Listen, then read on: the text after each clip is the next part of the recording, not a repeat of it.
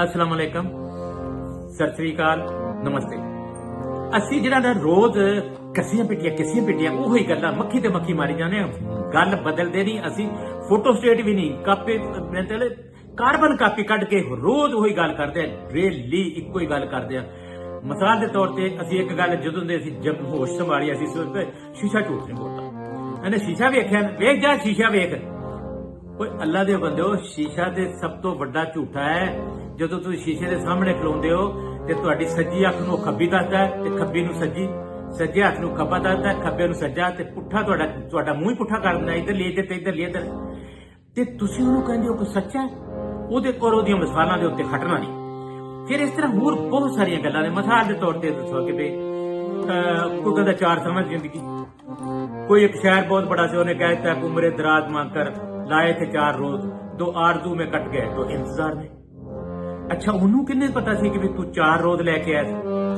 वो एक गल बन इको साह है, इको ही साह है, सिर्फ बंदे को इको ही साह है। वो किस तरह इको साह दी जिंदगानी बंदिया तेरी कुल कहानी। दूजा साह जे लैना पवे, सावां दे विच रहना पवे, पहला साह फिर मोड़ना पैंदा है। आ साह लिया ना तू ते इस नूं कढ ना बाहर, जां जिन्नू कढ दिता उन्नू वापस ना कर ते दूसरा साह लैके विखा। ਇਹਦਾ मतलब है कि ਸਾਹ ਇੱਕੋ ਹੀ ਆ। ਜੇ ਦੂਸਰਾ ਨਾਲ ਰਲਿਆ ਤੇ ਤੁਹਾਡੀ ਜ਼ਿੰਦਗੀ ਤੁਰੀ ਆਉਂਦੀ ਹੈ, ਨਹੀਂ ਤੇ ਖਤਮ। ਹੁਣ ਇਹ ਮੈਂ ਗੱਲ ਕਿਉਂ ਕੀਤੀ ਵੀ ਕੋਈ ਤੇ ਗੱਲ ਯਾਰ ਥੋੜਾ ਸੋਚ ਬਾਤ ਕਰੀਏ। ਅਸੀਂ ਆਪਣੇ ਬੱਚਿਆਂ ਨਾਲ ਕੀ ਜ਼ੁਲਮ ਕਰਨਾ ਹੈ? ਐਡੇ ਐਡੇ ਦਾਨਸ਼ਮੰਦ ਲੋਕ ਪੜ੍ਹੇ ਲਿਖੇ ਫਿਰ ਗੌਰ ਨਹੀਂ ਕਰਦੇ ਇਹਨਾਂ ਗੱਲਾਂ ਤੇ। ਨਿੱਕੀਆਂ ਗੱਲਾਂ ਤੇ ਗੌਰ ਨਹੀਂ, ਗੱਲ ਕਰੋ ਫਿਰ ਜ਼ੇਨ ਵੱਧਦਾ, ਫਿਰ ਬੱਚਿਆਂ ਵਾਸਤੇ ਫਾਇਦਾ ਹੁੰਦਾ। ਤੇ ਇਹ ਮੈਂ ਪੰਜਾਬੀ ਦਾ ਪ੍ਰੋਗਰਾਮ ਕਰਦਾ ਨਾ, ਮੈਂ ਬੱਚੇ ਹੁਣ ਉਸਤਾਦ ਵੀ ਬੈਠੇ ਨੇ ਇਹਨਾਂ ਦੇ, ਮੈਂ ਤੁਹਾਡੇ ਦਰਮਿਆਨ ਇਹਨਾਂ ਦੇ ਹਾਇਰ ਨਹੀਂ ਹੋਣਾ। ਇਹਨਾਂ ਬਹੁਤ ਅੱਛਾ ਕਲਾਮ ਸੁਣਾਉਣਾ, ਬਹੁਤ ਕਮਾਲ ਦੀ ਗੱਲ ਇਹਨਾਂ ਕਰਨੀ ਹੈ। ਲੇਕਿਨ ਮੈਂ ਤੁਹਾਨੂੰ ਦੱਸਾਂ ਕਿ ਯਾਰ ਗੱਲ ਸੁਣੋ, ਇਹ ਪੰਜਾਬੀ ਜਿਹੜੀ ਹੈ ਨਾ, ਪੰਜਾਬੀ ਮਦਰ ਟੰਗ ਹੈ, ਮਾਂ ਬੋਲੀ ਹੈ, ਇਸ ਦਾ ਪਿਆਰ ਕਰੋ। ਮਾਂ ਨਾਲ ਪਿਆਰ, ਮਾਂ ਨਾਲ ਗੈਰਤਮੰਦ ਮਾਂ ਨਾਲ ਪਿਆਰ ਕਰਦੇ ਤੇ ਜਿਹੜੀ ਮਾਂ ਨਾਲ ਪਿਆਰ ਨਹੀਂ ਕਰਦੇ, ਮੈਂ ਨਹੀਂ ਕਹਿਣਾ ਕਿ ਉਹ ਬਗੈਰਤ ਹੁੰਦੇ, ਲੇਕਿਨ ਗੱਲ ਇਹ ਕਿ ਮਾਂ ਨਾਲ ਪਿਆਰ ਕਰੋ ਸਾਰੇ ਅਸੀਂ ਰਲ ਕੇ। ਅਸੀਂ ਬਾਹਰ ਸ਼ਰਮਿੰਦਾ ਹੁੰਦੇ, ਅਸੀਂ ਝਿਜਕਦੇ ਹਾਂ, ਪੰਜਾਬੀ ਨਹੀਂ ਬੋਲਣੀ, ਬੇਇੱਜ਼ਤੀ ਹੋ ਗਈ ਪੰਜਾਬੀ। ਯਾਰ ਕੀ ਕਰ, ਦੁਨੀਆ ਦੀ ਬਿਹਤਰੀਨ ਜ਼ਬਾਨਾਂ ਦੇ ਵਿੱਚੋਂ ਇੱਕ ਜ਼ਬਾਨ ਹੈ। ਤੇ ਫਿਰ ਤੁਹਾਡੇ ਬੱਚਿਆਂ ਦੀ ਇੱਕ ਵਾਧੂ ਕੰਡੀਸ਼ਨਲ ਉਹਨਾਂ ਦੀ ਕੋਲ ਕੁਆਲੀਫਿਕੇਸ਼ਨ ਹੈ, ਯਾਨੀ ਕਿ ਉਹਨਾਂ ਕੋਲ ਇੱਕ ਮੁਫਤ ਦੀ ਚੀਜ਼ ਹੈ ਪੰਜਾਬੀ। ਉਹਨਾਂ ਦੀ ਜ਼ਬਾਨ, ਉਹਨਾਂ ਦੀ ਵਿਰਾਸਤ ਖੁੰਦੇ, ਉਹਨਾਂ ਦੀ ਵਿਰਾਸਤ ਨਾਲ ਕੋ। ਮੈਂ ਹਰ ਵੀਲਾਗ ਦੇ ਵਿੱਚ ਇਹ ਗੱਲ ਕਰਦਾ, ਉਹਨਾਂ ਦੀ ਵਿਰਾਸਤ ਮੈਂ ਤਾਂ ਕਰਦਾ ਕਿ ਜਿਹੜੇ ਨੇ ਕੱਲ ਨਹੀਂ ਸੁਣੀ ਉਹਨੇ ਅੱਜ ਸੁਣਨੀ। ਵਿਰਾਸਤ ਨਾ ਖੋਵੋ ਉਹਨਾਂ ਦੀ, ਔਰ ਉਹਨਾਂ ਨਾਲ ਜ਼ੁਲਮ ਨਾ ਕਰੋ। ਦੂਜੀ ਚੀਜ਼ ਆਖਰੀ ਗੱਲ ਇਹ ਕਿ ਇਹਦੇ ਕਿ ਵੀ ਜਿੰਨਾ ਚਿਰ ਤੁਸੀਂ ਮਾਂ ਬੋਲੀ ਨਹੀਂ ਬੋਲਦੇ, ਤਰੱਕੀ ਨਹੀਂ ਕਰਦੇ। ਕੋਈ ਦੁਨੀਆ ਦੀ ਕੌਮ ਮਾਂ ਬੋਲੀ ਤੋਂ ਬਗੈਰ ਤਰੱਕੀ ਨਹੀਂ ਕਰ ਸਕਦੀ, ਨਾ ਕੀਤੀ ਅੱਜ। ਤੇ ਆਖਰੀ ਗੱਲ 1 ਸੈਕਿੰਡ ਦੀ ਹੈ ਤੇ ਤੁਹਾਨੂੰ ਖੁਦਾ ਰਸੂਲ ਦਾ ਵਾਸਤਾ, ਤੁਹਾਨੂੰ ਵੱਡਿਆਂ ਦਾ ਵਾਸਤਾ, ਤੁਹਾਨੂੰ ਗੁਰੂਆਂ ਦਾ ਵਾਸਤਾ, ਤੁਹਾਨੂੰ ਜਿਹਨੂੰ ਤੁਸੀਂ ਮੰਨਦੇ ਹੋ, ਭਗਵਾਨ ਦਾ ਵਾਸਤਾ, ਜਿਹਨੂੰ ਕੋਈ ਮੰਨਦੇ ਹੋ, ਮੈਨੂੰ ਵੀ ਸਬਸਕ੍ਰਾਈਬ ਕਰ ਦਿਆ ਕਰੋ। ਕਿ ਮੇਰੇ ਨਾਲ ਰੁੱਸੇ ਹੋ ਤੁਸੀਂ? ਮੈਂ ਤੇ ਤੁਹਾਡੇ ਵਾਸਤੇ ਗੱਲਾਂ ਕਰਦਾ ਰਾਤ ਦਿਨ, ਤੁਹਾਡੀ ਆਪਣੇ ਨੂੰ ਖਿਦਮਤ ਕਰਨ ਡਿਆ। ਮੇਰਾ ਤੇ ਮੈਂ ਤੇ ਟੱਪਿਆ ਟਪਾਇਆ ਕਿਸੇ ਵੇਲੇ ਵੀ। ਮੈਂ ਚਿੱਟੇ ਕੱਪੜੇ ਪਾਏ ਆ, ਇਹਨਾਂ ਚਿੱਟੇ ਕੱਪੜਿਆਂ ਜਾਣਾ।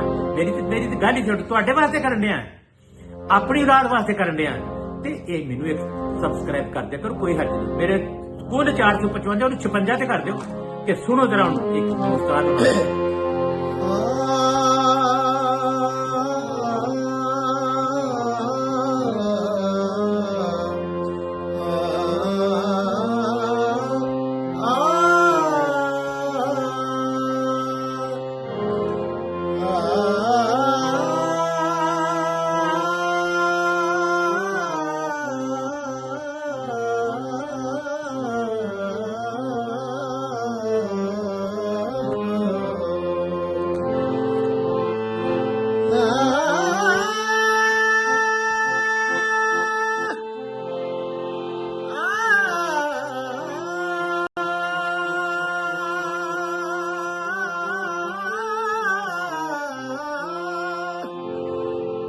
के सामने ते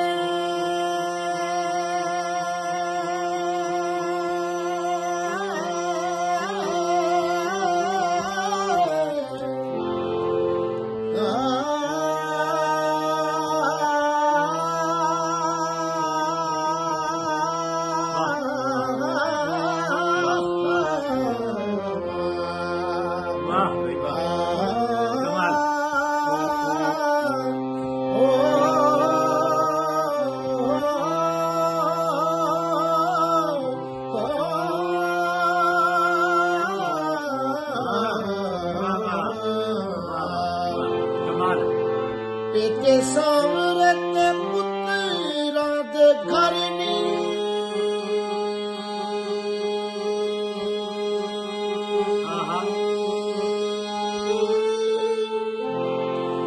ਪੁੱਤਰਾਂ ਦੇ ਘਰ ਨੀ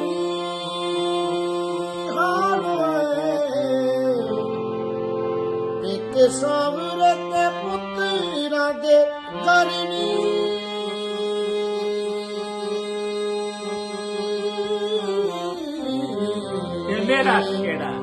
ਮੇਰਾ ਕਿਹੜਾ ਮਾਏ ਮੇਰੀ ਮਾਏ ਮੇਰੀ ਮੇਰਾ ਕਿਹੜਾ ਮਾਏ ਮੇਰੀ ਓਏ ਮਾਏ ਮੇਰੀ ਓ ਮੇਰਾ ਕਿਹੜਾ ਮਾਏ ਮਾਏ ਮੇਰੀ ਪੇਕੇ ਸਾਹਮਣੇ ਤੇ ਪੁੱਤਰਾਂ ਦੇ ਘਰ ਨੀ